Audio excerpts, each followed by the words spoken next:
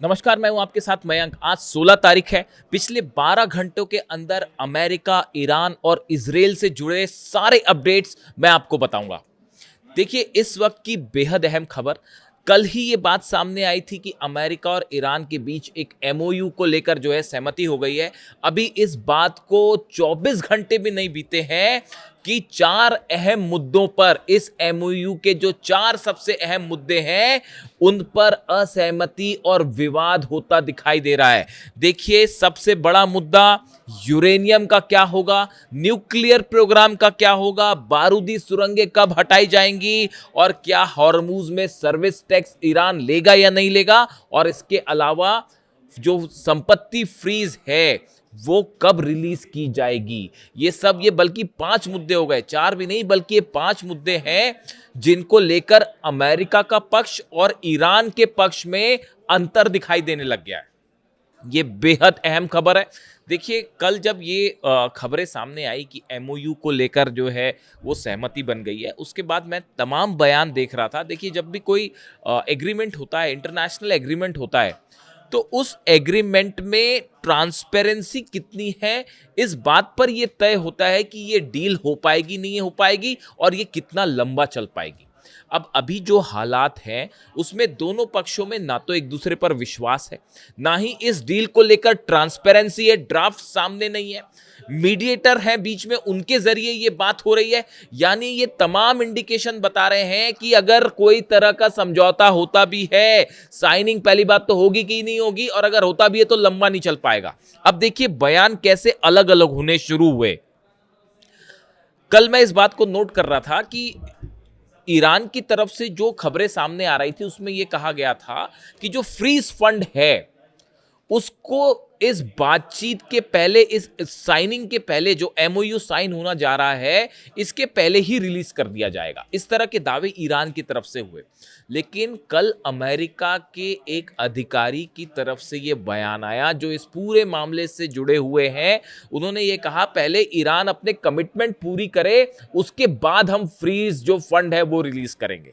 यानी देखिए, पहला मतभेद यही निकल के सामने आ गया कि जो फंड रिलीज करने की बात है ईरान को, देखिए 2 तरह के फंड आ रहे हैं। एक तो वो 12 अरब डॉलर की बात है, जो कि 24 अरब डॉलर जो फ्रीज है उसमें से 12 अरब डॉलर पहले ही रिलीज होने थे जिनेवा में, किसी भी एमओयू के साइन होने के पहले। इस तरह की बात ईरान की तरफ से सामने आई।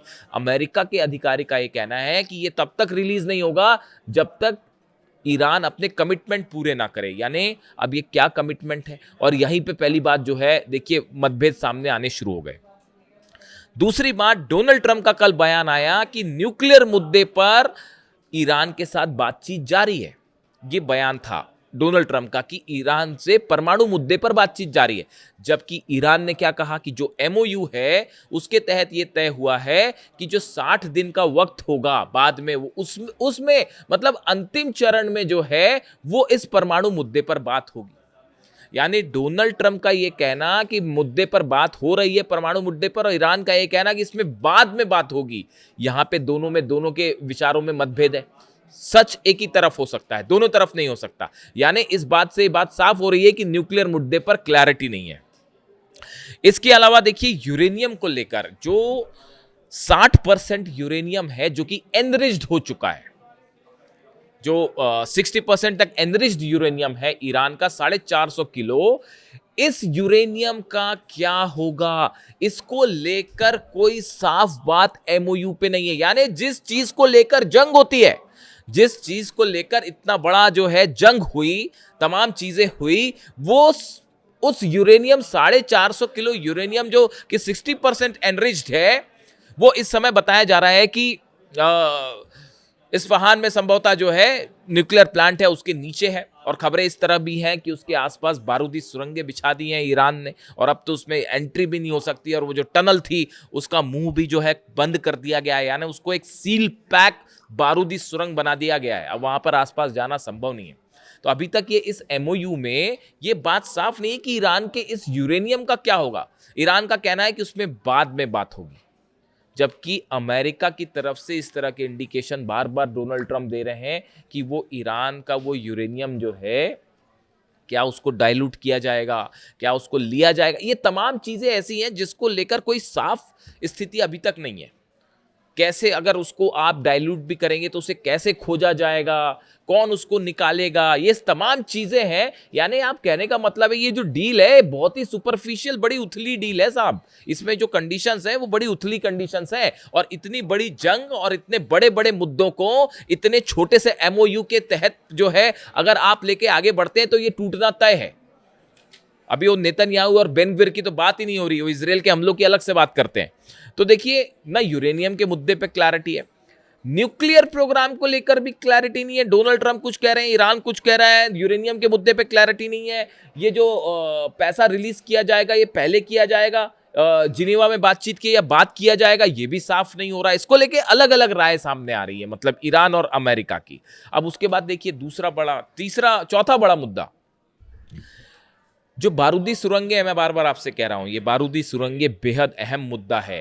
हॉर्मूज में हॉर्मूज खुलेगा तय हो गया, ठीक है जी। अमेरिका ने कहा हम अपने जहाज हटा रहे हैं, वो जहाज हटा ले, जहाज पीछे हटते हैं और कभी भी लाए भी जा सकते हैं, उसमें 2-3 दिन से ज़्यादा वक्त नहीं लगेगा। वो जहाज अपने पीछे खड़े करके खड़ा कर देगा कहीं पे, अपने किसी पे आसपास के किसी भी अपने अड्डे पे खड़े कर देंगे। वो वापस भेजने में कितना टाइम लगता है। बारूदी सुरंग कब से हटाई जाएंगी इसको लेकर भी कोई टाइमिंग तय नहीं है। देखिए बारूदी सुरंग हटाई जाएंगी, डोनाल्ड ट्रंप जिक्र कर रहे हैं, ये बारूदी सुरंग हटाना लंबा काम है।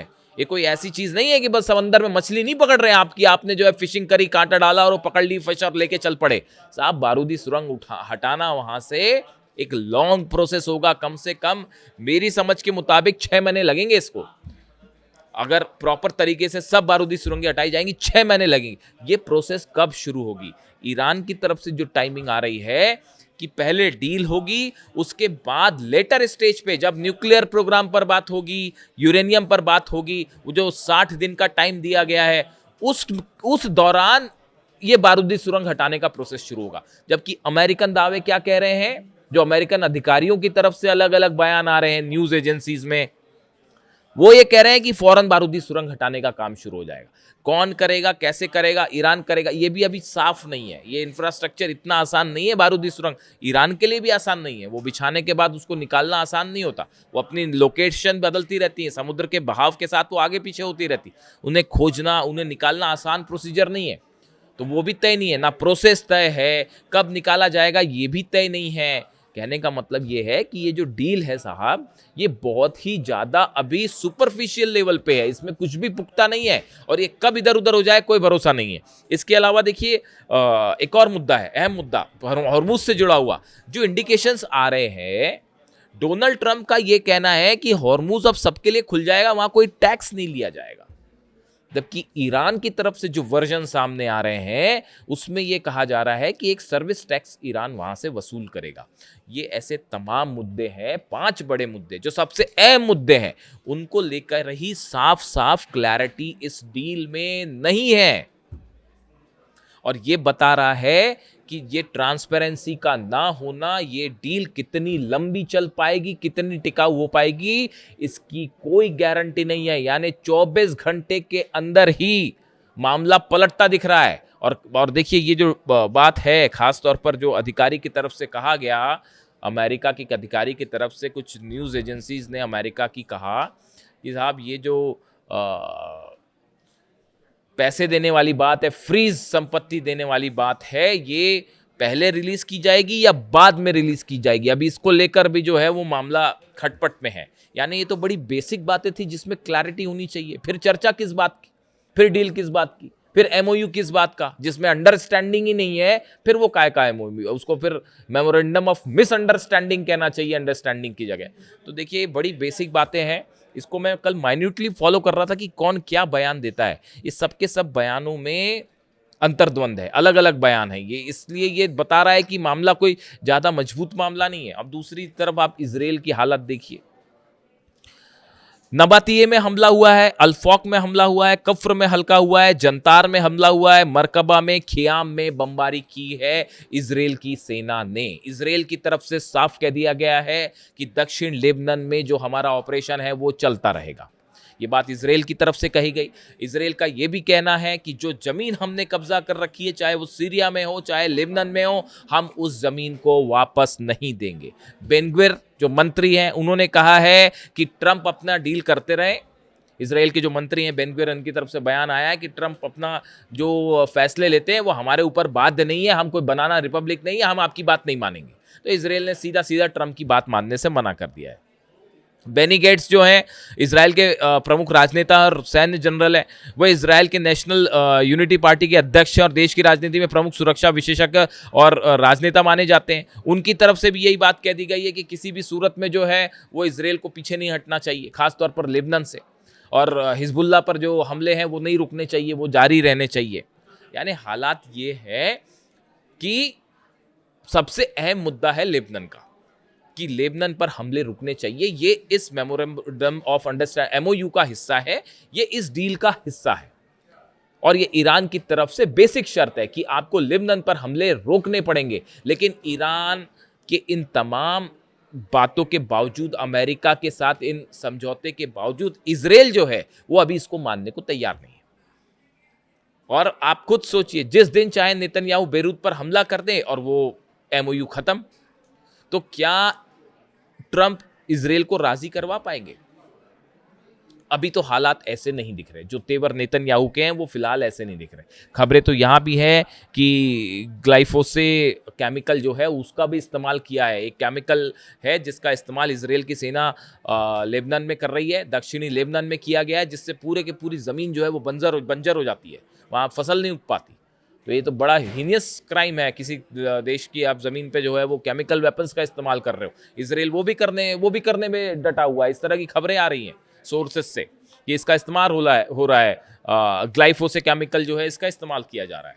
यानी आप देखिए हालात ये हैं कि अच्छा, इसके अलावा एक बात और है, एक बात अहम बात ये भी है कि क्या अमेरिका वाकई किसी तरह का समझौता चाहता है? देखिए बड़ी सारी चीजें हैं। एक तो चुनाव आ रहे हैं, डोनाल्ड ट्रंप का मकसद ये है किसी तरह चुनाव के दौरान ये जो अंतर्राष्ट्रीय तेल की कीमतें हैं ये कम हो जाएं, जो आर्थिक समस्याएं हैं ये दूर हो जाएं। इन्हीं के चलते ही अचानक आपने देखा होगा कि 5 से 6 शर्तें जो मुख्य रूप से सामने आई थी पहले, उसमें एक आ गया कि साहब अमेरिका ने ये सब मान लिया है, ट्रंप सब झुक गए, सब मान लिया ट्रंप ने। मतलब वो कंपनसेशन भी दे रहे हैं, $300 अरब भी दे रहे हैं, $12 अरब का जो फ्रीज संपत्ति है वो भी रिलीज की जा रही है, ब्लॉकेड भी हटा रहे हैं। तो अचानक डोनाल्ड ट्रंप का ये हृदय परिवर्तन कैसे हो गया? क्या ये सिर्फ इसलिए है कि अभी चुनाव पहले निकल जाए और बड़ी साधारण सी बात है कि न्यूक्लियर मुद्दे पर जो है आगे चल के फिर हमला कर दिया जाए, यानी चुनाव मिड टर्म पोल्स भी जीत लिए जाएं और उसके बाद फिर हमला करके जो है वो शुरू कर दिया जाए मामला? क्या इस तरह का कोई प्लान है? बात नंबर 1। बात नंबर 2, इजराइल क्या इसका हिस्सा होगा? कतई नहीं होगा। तो ऐसी सूरत में डील कैसे हो सकती है? देखिए, शतुरमुर्ग बनने का कोई मतलब नहीं है कि आप रेत में जो है वो अपना सिर डाल दीजिए और कहिए जी बहुत अच्छी डील हो रही है। इस डील में आप इंटरनेशनल एक्सपर्ट्स को मान के चलिए, उनकी बातों को मान के चलिए, जो जानते हैं ऐसी डील्स के बारे में। सबका यही कहना है कि इस डील में कुछ भी ट्रांसपेरेंट नहीं है, इसमें कुछ भी विश्वास करने लायक फिलहाल नहीं है, और ये डील लंबी टिकेगी या नहीं टिकेगी इसके बारे में कोई गारंटी नहीं है। वर्ल्ड कप खत्म होगा, फुटबॉल, उसके बाद क्या हमले हो जाएंगे नहीं हो जाएंगे कोई गारंटी नहीं है। मिड टर्म पोल्स खत्म होंगे डोनाल्ड ट्रंप के, अगर वो फिर से बहुमत हासिल कर लेते हैं उसके बाद क्या फिर से हमले हो जाएंगे? बिल्कुल कुछ भी नहीं कहा जा सकता। क्या इजराइल बीच में हमला कर देगा? इजराइल का जब मन करेगा तब बेरूत पे हमला कर देगा और उसके बाद फिर क्या होगा? डील टूट जाएगी। खबरें तो ये भी हैं इस तरह की कि कई फॉल्स फ्लैग ऑपरेशन भी हो सकते हैं। बहुत ही ऐसा दौर है ये जिसमें किसी बात पर विश्वास नहीं किया जा सकता साहब, और वो हो ना जाए तब तक। फॉल्स फ्लैग ऑपरेशन का मतलब है पता चला इजराइल के अंदर ही कोई धमाका हो गया और ये कह दिया जाए कि तो ईरान ने कर दिया या हिजबुल्लाह ने कर दिया। कुछ भी हो सकता है साहब, कुछ भी हो सकता है। इतनी वोलेटाइल सिचुएशन है, बारूद के ढेर पर बैठा हुआ पूरा मिडिल ईस्ट, और जहां किसी की बात पर कोई विश्वास नहीं किया जा सकता। हकीकत सिर्फ ये है, जिस शख्स की बात पर विश्वास किया जा सकता था वो सिर्फ एक शख्स थे जो कि इस समय अब हमारे बीच नहीं है, वो थे ईरान के सुप्रीम लीडर। और इसीलिए मैं बार बार उनकी बात करता हूं। इस पूरी काजल की कोठरी है साहब, इसमें कोई भी आदमी जो है वो सफेद नहीं है। सिर्फ एक शख्स थे ऐसे, ईरान के सुप्रीम लीडर अली खामनेई साहब, जिनकी बातों में विश्वास किया जा सकता था, जो कहते थे वही करते थे। इसीलिए मैंने वीडियो बनाया था कि ईमान के सच्चे और जुबान के पक्के।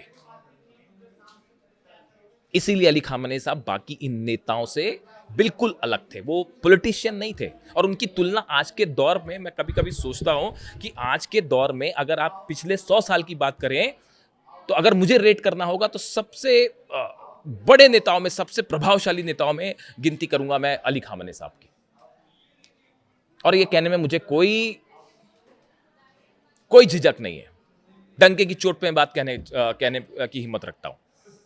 अली खामेनी साहब ने हमेशा वो कहा, जो कहा वही हमेशा किया। कभी ऐसा नहीं हुआ कि सुबह कुछ, दोपहर कुछ, रात को कुछ। आप देखिए क्या हो रहा है आपके सामने। किस पे विश्वास कर सकते हैं आप बताइए? डोनाल्ड ट्रंप पे विश्वास करेंगे, अमेरिका पर विश्वास करेंगे, नेतन्याहू पर विश्वास करेंगे, इजराइल की बातों पर विश्वास करेंगे? किसकी बातों पर विश्वास करेंगे आप? ईरान की जनता भी कई बातों से नाराज है। इसको आप, जो सच है वो है। ईरान में देखिए लगातार प्रोटेस्ट है। वो जनता इस बात को स्वीकार ही नहीं कर पा रही है कि ईरान ने डील करना चाहिए। आप उनके सुप्रीम लीडर को शहीद कर देंगे और उसके बाद कहेंगे कि साहब डील करना है, तो जनता को ये बात डाइजेस्ट ही नहीं हो पा रही। वो इस बात को स्वीकार करने के लिए मानसिक रूप पे तैयार ही नहीं है, भले वो डील अच्छी भी क्यों ना हो। भाई ईरान की तरफ से भी डील हो रही है, तो अगर इस तरह की बातें आगे बढ़ी तो कुछ सोच समझ के बढ़ी होगी। ईरान के सिक्योरिटी काउंसिल में तमाम जिम्मेदार नेता हैं जो उसमें शामिल हैं। मुस्तफा खामेनी सुप्रीम लीडर हैं। उनके सबके फैसलों के बाद ही इस तरह की बात आगे बढ़ी होगी और पूरी जिम्मेदारी के साथ आगे बढ़ी। इसमें कोई दो मत नहीं है। लेकिन आप ईरान की जनता की मेंटालिटी देखिए, उनकी मानसिकता समझने की कोशिश करिए। उनके अंदर कितना आक्रोश है। आप देखिए कैसे प्रदर्शन हो रहे हैं और वो डील कहना चाह रहे हैं, आप डील ही मत करिए। अच्छी हो फिर भी मत करिए, ईरान के फायदे की हो फिर भी डील मत करिए, क्योंकि उनके अंदर आक्रोश है। 168 बच्चियों का खून करने वालों से कैसे डील की जाए? जो आर्मी के, एयरफोर्स के जितने शहीद कमांडर्स थे, उनको याद करके वो डील नहीं करना चाह रहे। सुप्रीम लीडर का जो खून बहाते हैं, उनके साथ क्या डील की जाए, ये कहना है ईरान की जनता का। आप समझिए उनकी नब्ज समझिए, उनके दिल के दर्द को समझिए, जो ईरान के दिल का दर्द। ईरान डरता नहीं किसी से साहब। जंग होगी तो होगी और लड़ेंगे जितने साल लड़ना है, लड़ने को तैयार है वो। लेकिन जो डील की बात है, डील शब्द जैसे ही आता है ना सामने, और जैसे ये एमओयू और डील की जैसी बात आती है, तो जो इंसान बहादुर होता है ना, हिम्मत वाला होता है, वो डील वील नहीं करता। वो उसके लिए डील शब्दी जो है वो हो जाता है। तो इसीलिए जो है हालात ऐसे हैं कि किसी पे कुछ विश्वास नहीं किया जा सकता। अली खामेनी साहब की बात होगी तो मैं हमेशा मुद्दे से अलग हो जाता हूँ। क्षमा चाहता हूँ, वो इंसान ही ऐसे थे, शख्स ही ऐसे थे वो। और ये सब तो चलता रहेगा, ये डील होती रहेगी, जंग होती रहेगी, सब होती रहेगी। लेकिन अली खामेनी साहब अब वापस नहीं आ पाएंगे। ये एक ऐसा दर्द है जो भूल नहीं सकते ईरान के लोग। खैर, तो अब हालात ये हैं कि ये बड़े धोखे हैं इस राह में, और कब क्या हो जाए, अगर आप सोचते हैं कि वो जब तक चीज़ें हो ना जाए, वो पैसा जब तक ईरान को मिल ना जाए, हॉर्मुज़ से अमेरिकी सेना बाहर ना चली जाए, है ना, ये बड़ी सारी चीज़ें जब ये हो जाएंगी, तब तक किसी चीज़ पर विश्वास नहीं किया जा सकता। वीडियो कैसा लगा कमेंट करके ज़रूर बताएं। Thank you so much.